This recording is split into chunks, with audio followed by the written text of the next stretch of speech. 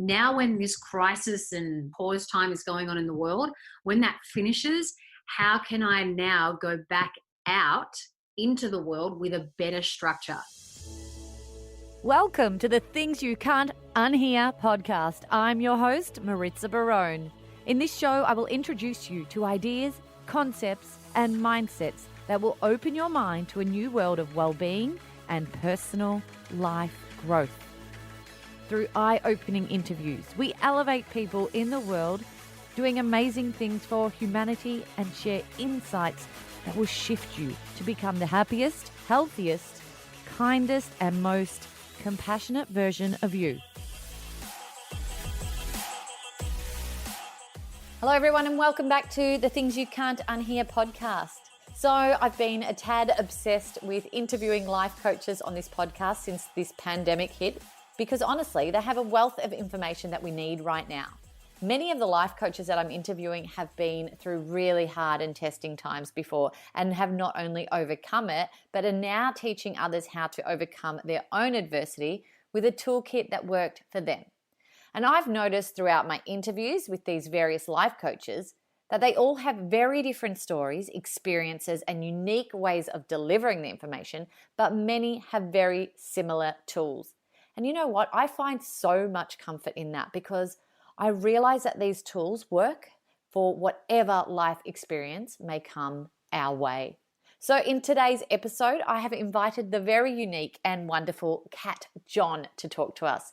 She is, of course, a life coach and also a speaker, host of the leading podcast called Raw and Relatable, and founder of the Zero Fucks movement. And I should preface right now that Kat does not mind a little bit of the old F-bomb, so just be prepared for a few of those in this interview and perhaps wait until the little ones are not around to hear this one. I definitely had to edit this one with my headphones on at our house, but I love everything she has to say.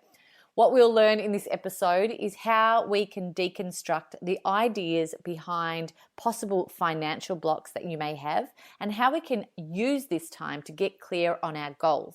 We'll also dive into the ideas of acceptance of any new situation that may come our way, how to manage our relationships, and shifting mindset to deal with chronic pain, plus the top 5 things Kat believes we should be focusing on right now.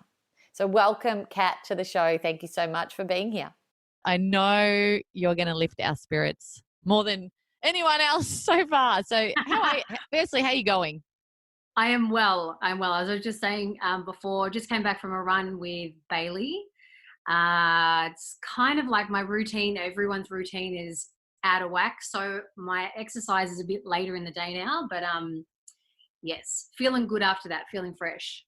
It feels so good to just start your day feeling positive and doing something for you, doesn't it? It feels, it really transforms how you're going to, let that day roll out and how you're going to make the most of what's in front of you today. And I think this is the biggest thing that I want to talk about today is managing the cards that we've been dealt and doing the best we can with them. And I want to know how you're navigating that, how you're managing that in your life, and hopefully we can grab some of your tools and run with them. Yeah, for sure. So wait, first I need to ask, is F-bombs allowed on this podcast or no? I would never stop you. I don't think it's in your, it's not your DNA. There was one, I had to do a live for someone else. So they asked me to do a live for someone else and they're like, no swearing. I'm like, okay. And I just slipped out one. So I've always got to ask permission. No, go for it. You need to be yourself. That's what we want to hear. Very good. So if we go to your question, I actually just did a live about this morning on my Instagram live where I'm feeling actually pretty good because I've got a lot of hours in the bank of meditation. So I want people to think about it like this. If you are shit with money and money comes in, you get your paycheck, you're like, yay, money, spend it. When rainy days need to come around or when shit goes down in your life and you don't have the money to pay for things, you start to stress out. So I liken that to a mental bank. Mm. a mental health bank, a mental tool bank. So over my life for the last 10 years, meditation has become a practice that I've learned to love, but also I hate it as well. Like I can't be bothered doing it sometimes. So over time, I guess I've had these mental tools in place to help me deal with reality, face it, deal with it, feel it, let myself be pissed off, let myself be angry, let myself be grumpy, have a little like tanty. But then there's that ability to go, okay, if I sit in this any longer and bake myself in a shit cake, then eating that cake is going to taste pretty bad, and I don't want to keep eating shit. Yeah. So from what I believe in that point there, then there becomes a point of suffering where if you let yourself stay in anger or frustration or victim or like, why is this happening to me? Then that's when people get into spots of bother. Mm. So really the tools that I use is accepting reality, like facing it, letting myself be pissed off, letting my ego have a tantrum about it, and then choosing where I really want to put my focus. And it sounds simple, but it's often not when it's a fresh skill. Mm. I think acceptance is a huge one, Kat, and I think that's why I'm in a good mood today, because I've accepted this is the situation, and I've accepted it's not going anywhere anytime soon. And now I'm almost like, okay, fresh start. Let's go. What are we doing? How are we moving on from this? What are we going to do with this time in a really great way? So I think acceptance is a huge one. I listened to Russell Brand interview Wim Hof yesterday. I Yep. think that's gone viral at the moment. And he's like, Wim Hof just says, what are you going to do? Are you just going to sit on the couch like a blob and wait for Yep. this to pass? Or are you going Yep. to actually stand up and, in the present moment, we're not stuck here forever. In the present, he says, like, you go to jail for the rest of your life. At that present moment, you're not in there for the rest of your life. It's just Yeah. that now moment. And I think that's what we're all trying to sort of get our heads around, and I'm slowly coming around. So it's feeling good for me. And if anyone else can start to adopt that mindset, it seriously helps you. For those of my listeners who don't know you, I'd love for you to share a bit of your background and who you are and sort of how you gained these tools. I know you're a life coach now and you're sharing all of your amazing information out to the world, and you are Yep. absolutely hilarious with your community. I sent your podcast, Raw and Relatable, to a friend of mine because you remind me of her so much. And she's like, Yeah. thank you for sharing this gift of a woman with me. Like, she has made me laugh so much. Thank So you. I guess, if people go and check me out now, that haven't met me before, then the person that you'll see, or even the person that you'll hear, is not the person I used to be. And a lot of people kind of grapple with that. They're like, you just seem like you would have always been this way. So where I came from, take it back 10 years or just over a decade ago, I was a registered nurse. I was nursing.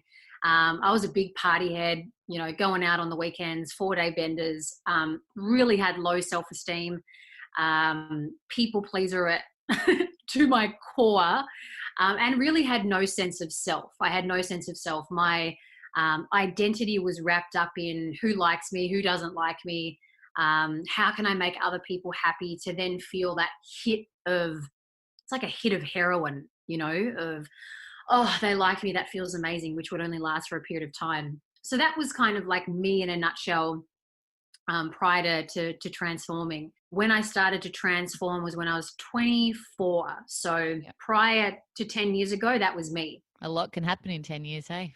A lot can happen in 10 years. And that's not to say like the moment I like decided to become my true self, it was like ugly to tear down who I used to be and tear down those structures that I had built. It's like building a house and then you live in it and you're like, man, this is shit. The pipes are leaking, the aircon's not working, the floors are squeaky, there's rats everywhere. That was basically the house that I had built, but it was built on people pleasing and like what I said before. So when I was 18, I was out partying. I was studying nursing at that time.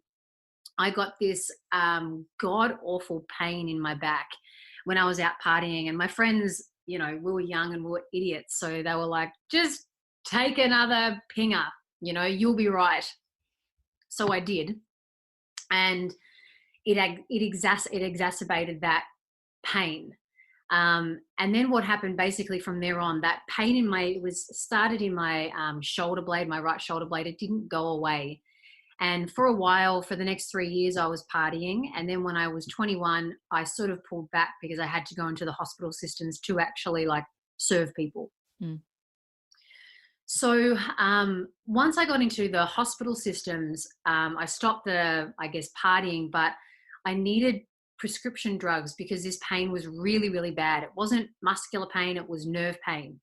And if anyone who's listening has had nerve pain or knows someone who's got it, it's like invisible pain that is so, it's like insufferable. It's insufferable. So I started taking Panadol, Panadeine for endone, you know, going up to oxycodone and all that kind of stuff, and then Valium. And when I was working in the hospitals, the shift work would make it worse, especially night shift. So 2.5, nearly 3 years of that, I decided to leave nursing and work for a plastic surgeon because it was Monday to Friday. I thought maybe that will take my pain away.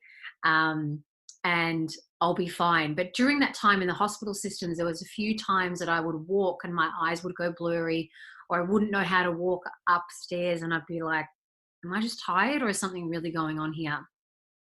So I had this little voice inside of me like, go get this checked, go get this checked, go get this checked. And I think we've all ignored that voice times in our life. And when I was working for this plastic surgeon, I was at the top of a set of stairs when we went to go down to get the next patient, and I legitimately could not walk. I did not know, like my brain and my foot were completely disconnected, just had no idea how to make that foot move. And my boss was like, dude, what are you doing? I'm like, doc, I can't fucking move. Like, I'm not mucking around here. So long story short, he sent me over to get an MRI, got an MRI. We got the results back a few days later. And I found out I had this congenital brain condition that was very slowly severing my nerves. So my nerve conduction wasn't connecting properly. And over time, it turns you into a paraplegic. It just basically like cuts all your nerve conduction off. So that's what the chronic pain was. And that's what had built up over, 5 years at that point, or 6 years of chronic pain. That's why my brain could not make my foot move, because the nerve pathways were very badly damaged. Mm. So I had brain surgery. I had to have brain surgery to fix this. And we were all really hopeful that brain surgery equals no pain. And it didn't take the pain away, but it made everything better structurally.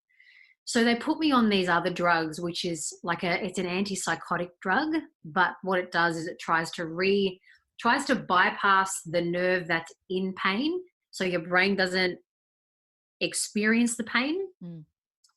But the side effects are terrible, and it numbed me out, it dulled me down. I had like my view of the world was black.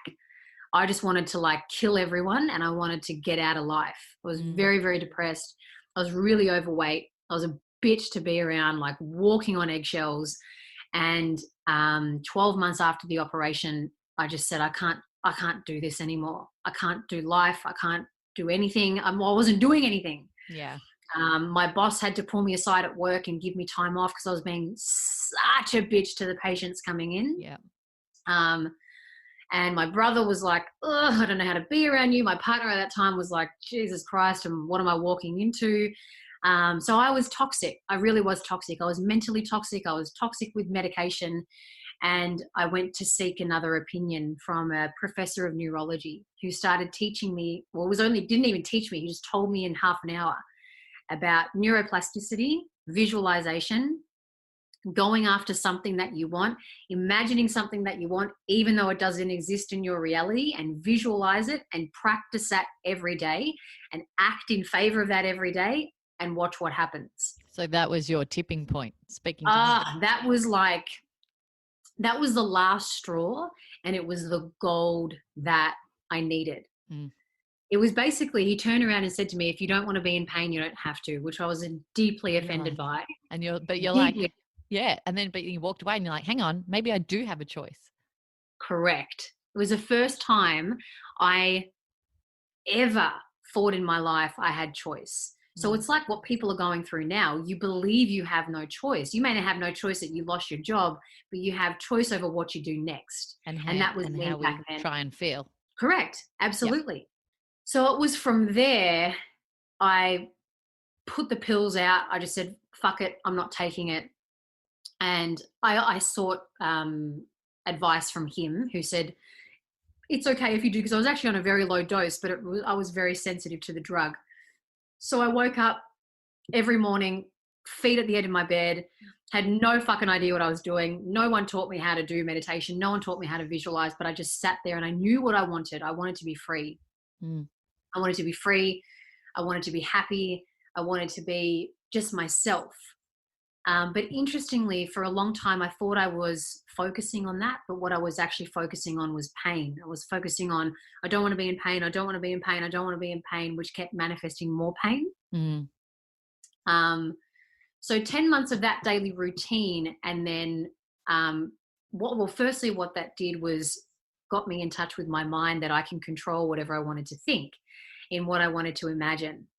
And it started getting me in touch with my inner self, that inner voice that said, okay, if you want this, this is what you've got to do. And for me, that was to move my body, to just do it, move my body, which I wasn't doing for 6 years. Yeah.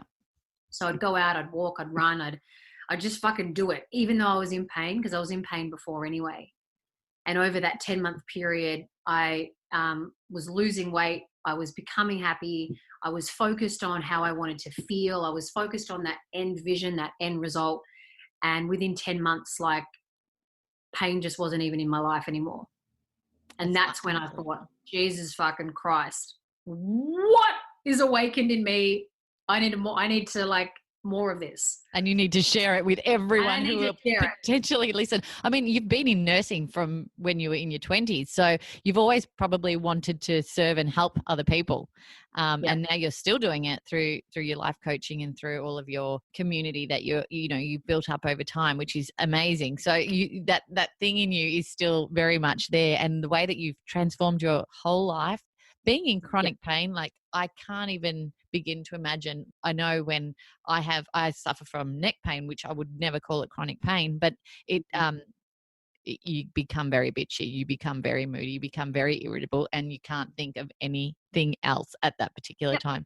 So having the guts to just make a decision is key. And I think that's where we're at now.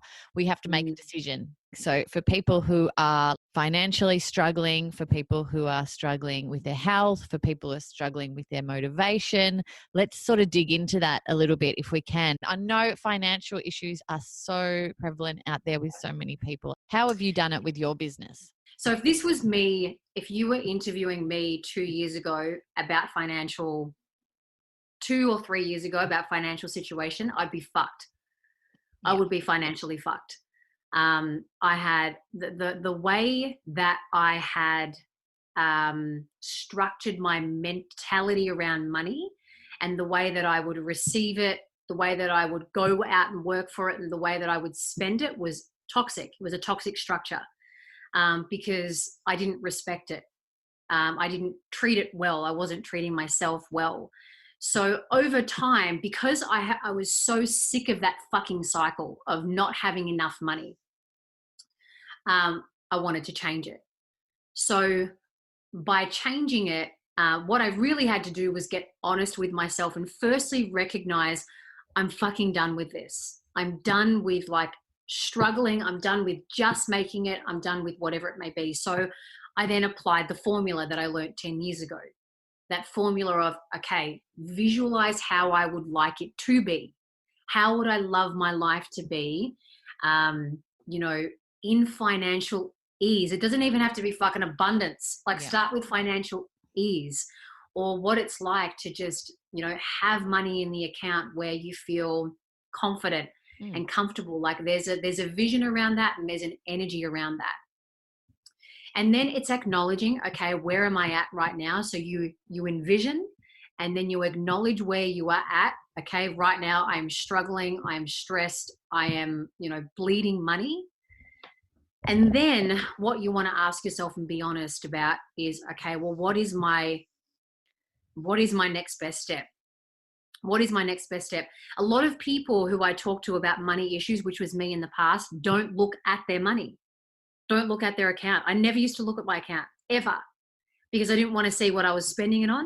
I didn't want to see where it was going. I didn't want to see how much I was actually receiving. I would get full-blown fucking anxiety looking at my business accounts, at any account for that matter.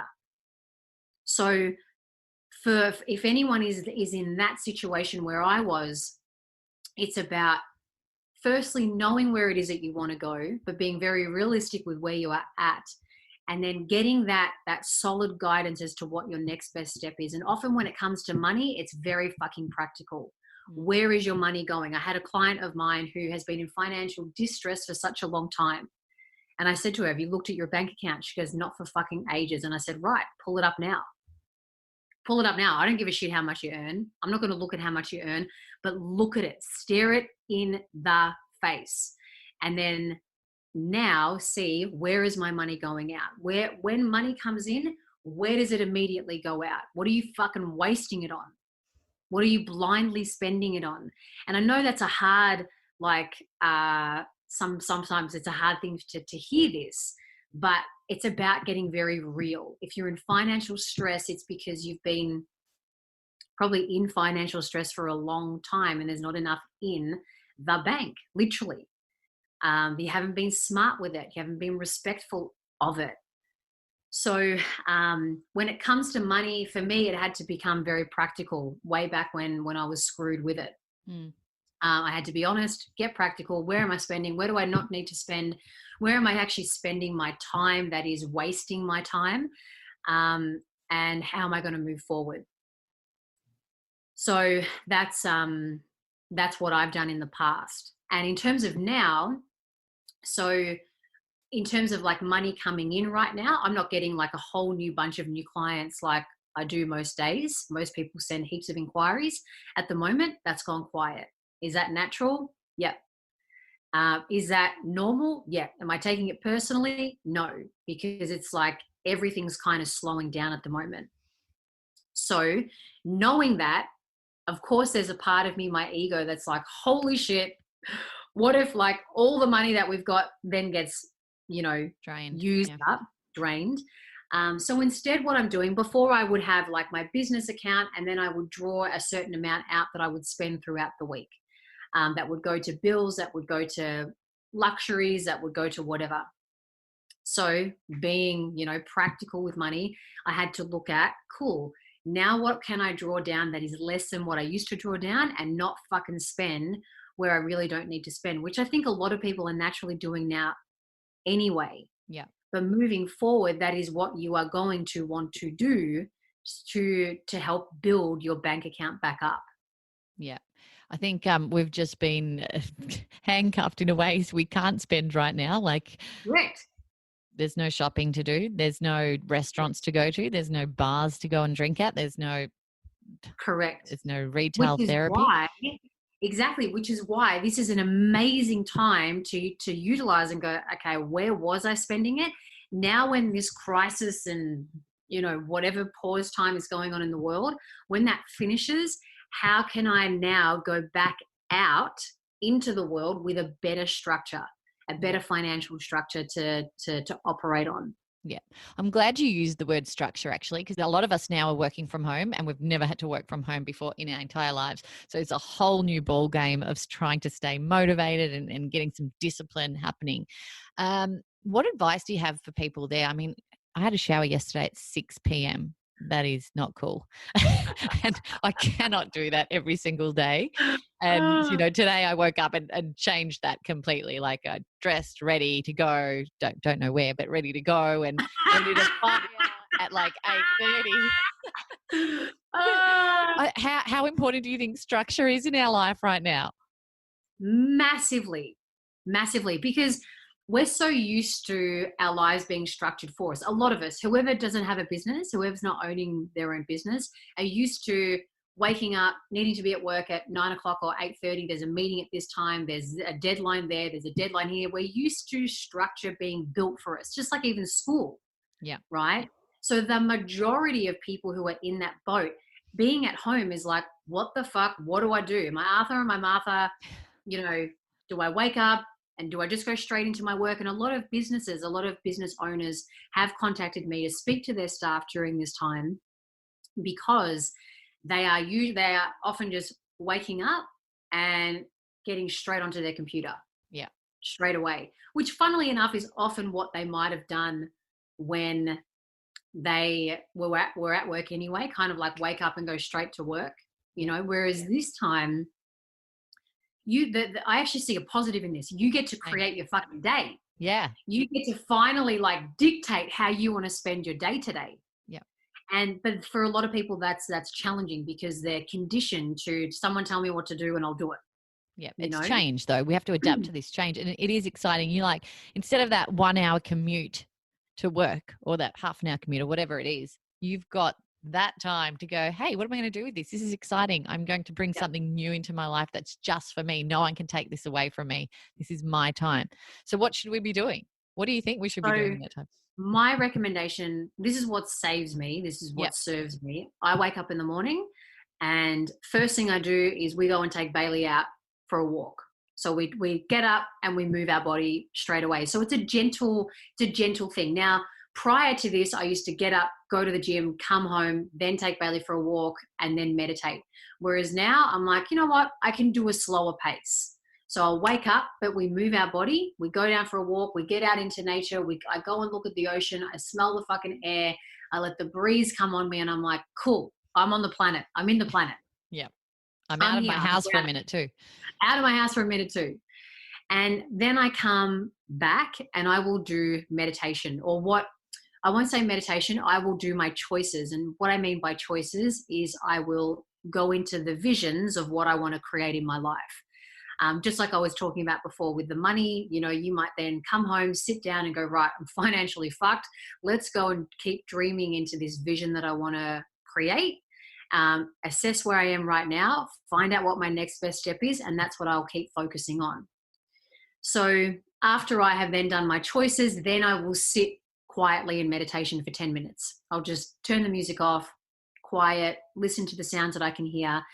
And then after that, I go for a run or I do a workout. So you can see the morning is for me. Yeah. The morning is for me. It's for my mind. It's for my body. It's for my well-being. It's for my inner connection. And it feels really good. It's exciting. You don't even have to do it in that order. You can be like, I'm going to go straight downstairs. I'm going to jump on the computer. I'm going to bash out some emails and then I'm going to have a shower and then I'm going to go for a walk. Like what you said before is create your own day. And for so many of us, we've never had that opportunity before. Correct. And this is, you said the word, it's an opportunity. Like you get to know what it's like to create your day, but create it with what serves you.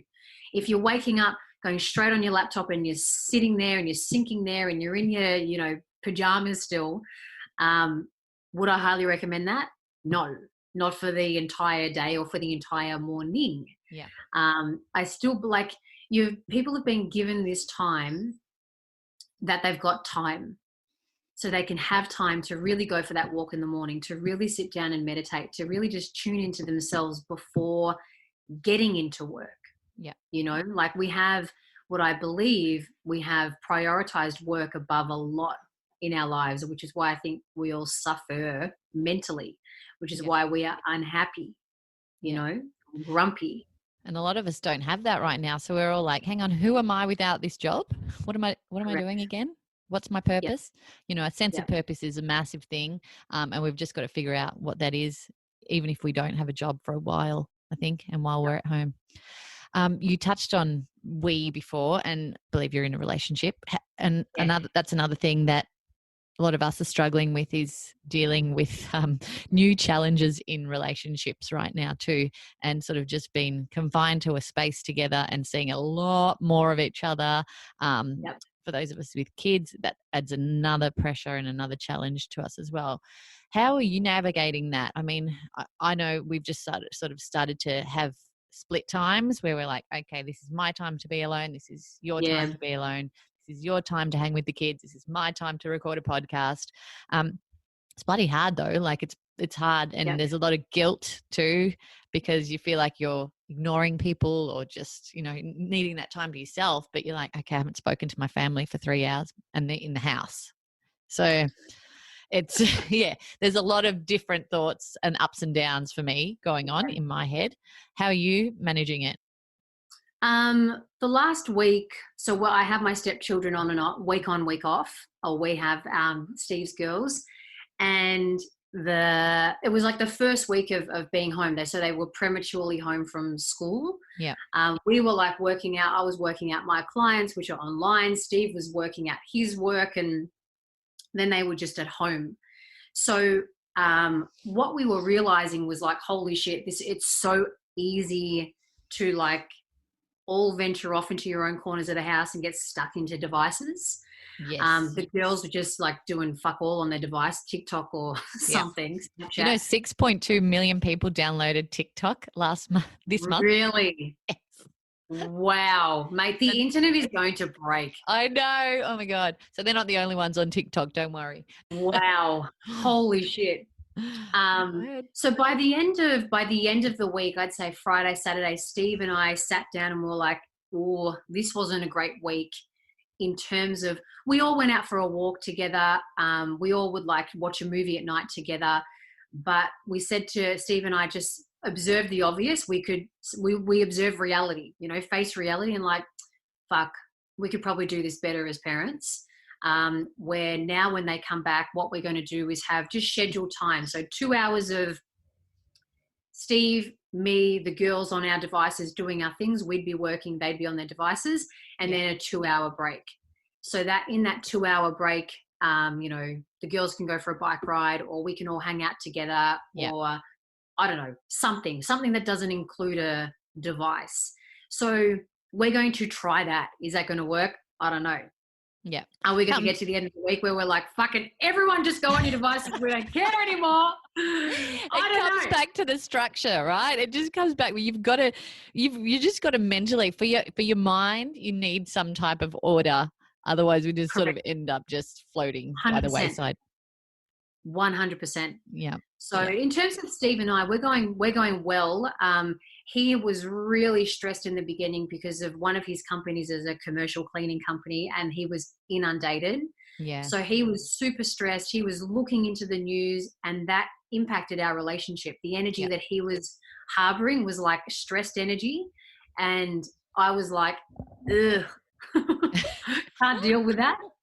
So I had to be mindful and careful how I dealt with him to not be harsh, because he was stressed. Yeah. But also needed to just remind him, hey man, like find a minute and reground and reconnect. So yeah, we have our moments of ugh, but very similar to you, like you said, where we're spending some more time consciously apart.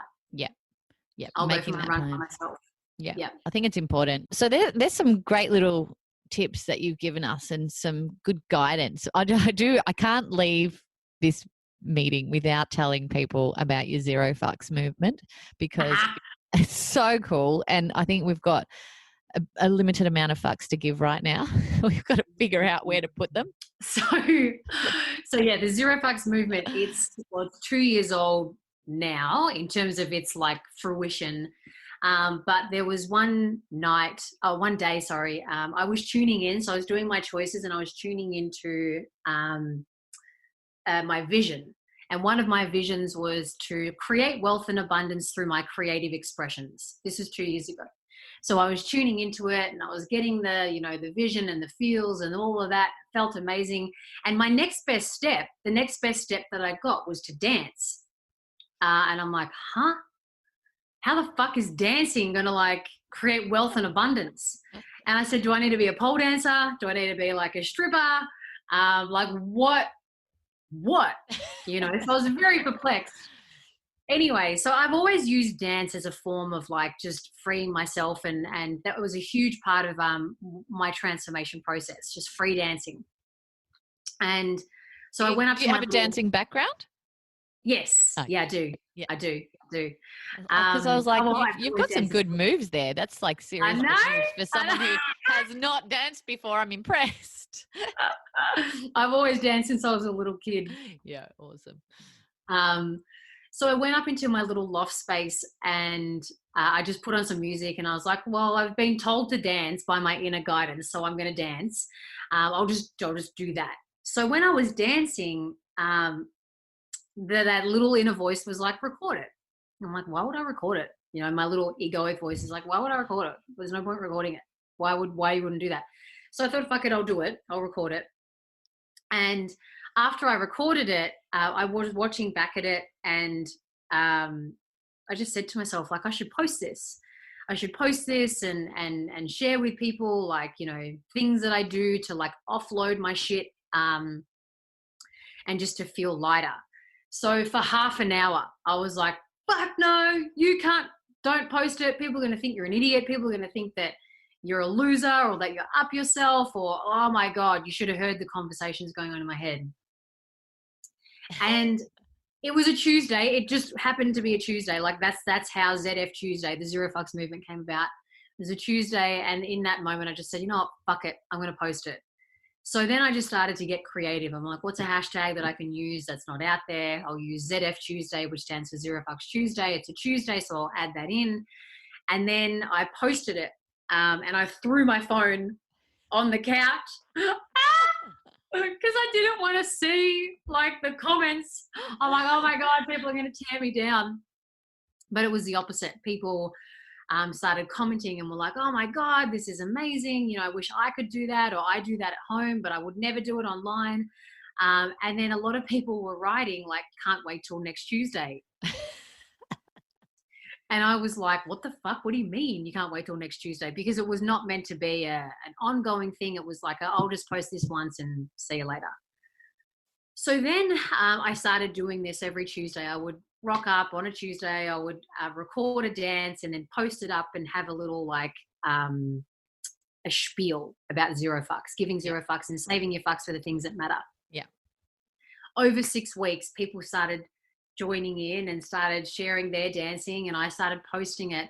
And then now it's like legit turned into a global social media movement where like companies ask me to come and give Zero Fucks talks to their team and then do a Zero Fucks dance there, or Lululemon Global, Lululemon Oz New Zealand are like, can you come and do Zero Fucks on our page? Like it is become a staple statement that really resonates with people to go, fuck, do I really need to give a fuck about the toilet seat or the toothpaste?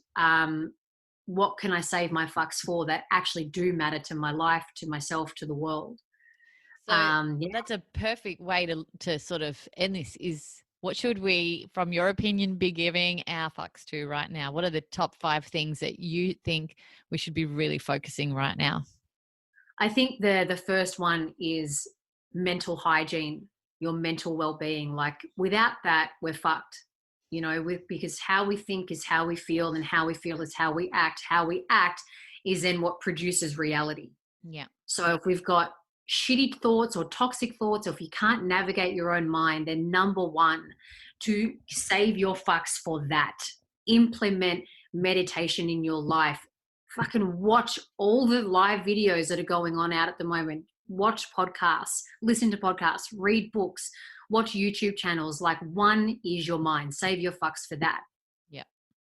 2, save your fucks for being compassionate right now. There are people who don't have mental tools. They haven't been practicing them, and they are going to act and behave in ways that are very easy to judge and very easy to condemn. And instead of condemning them and judging them, be compassionate and then lead. So number 3 would be lead by example. Be the example you would love to see. be the example that might inspire another person. I Number really love 4, that, Kat. I think there's a lot of judgment going on right now. If you jump on social media, on Facebook, and there's so many comments, it is judging our politicians, we're judging all of our leaders, we're judging our neighbors, we're judging our friends. Everyone's judging everyone right now. Yep. And I really love that. Bring compassion in as much as you can. You don't know where anyone's heads are at. Not at all. Like, you don't know if that person has legit lost their job, or maybe it's got nothing to even do with coronavirus. Maybe they've lost their parent, or they've broken up with a relationship and they're not in their right mind. You know, so how can you be a pillar of compassion when it's so easy to be an asshole? You know, So like true. that's what the world needs. That's really what the world needs right now. More and more leaders with compassion, but also like leaders that will speak truth, you know? So it's not like giving everyone a hall pass. But anyway. So mental health, compassion. Being a leader. So leading with compassion. Present and grateful. And with presence, you can be grateful.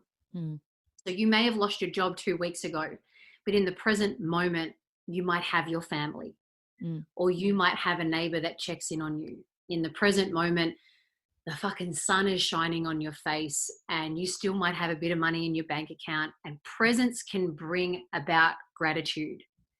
And then with that, you start to lift your mood, you start to lift how you feel, you start to think more clearly, and then the cycle kind of, those 5 kind of recycle each other. I'm Maritza Barone. Thank you for listening to the Things You Can't Unhear podcast.